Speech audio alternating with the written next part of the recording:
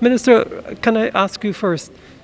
At this moment in the interior communities, there's the huge problem of COVID-19 and the social upheaval that it has caused. Have you had time to think of how you could address that? Well, over the last 5 months, since the COVID started, we've had a task force which we've all been contributing towards supporting not only the hinterland but nationally. Very recently, I've sent in some masks to North Pacaraimans because they seem to, Region 8 just had 2 cases, but we're now waiting for it to explode.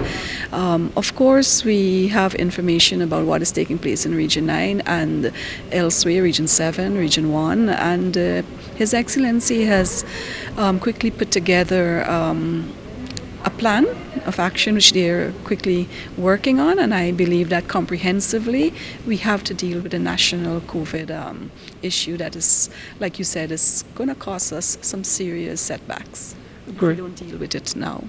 And what are some of the other priority areas you're thinking of for your ministry? I mean, you've been there before.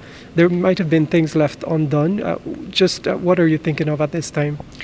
Well, one of the major issues which, concerns Amerindians is the matter of land. We would all recall that in our government, in our previous tenure, we had been able to put together and commit funds to pursuing the completion of the land project, whereby we were expected to have all the lands titled that were applied for by Indigenous people, the extension, but there's been a setback, there's been a pause on it, more or less, and I intend to resume a much more robust attention to completing that project.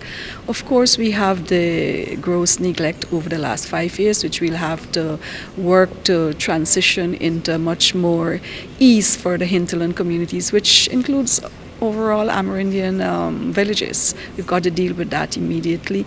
In the more long term, we have to examine issues like, are we going to expand on the housing project? We have to, I suppose, youths and development and youths and jobs is something that we'll have to look at.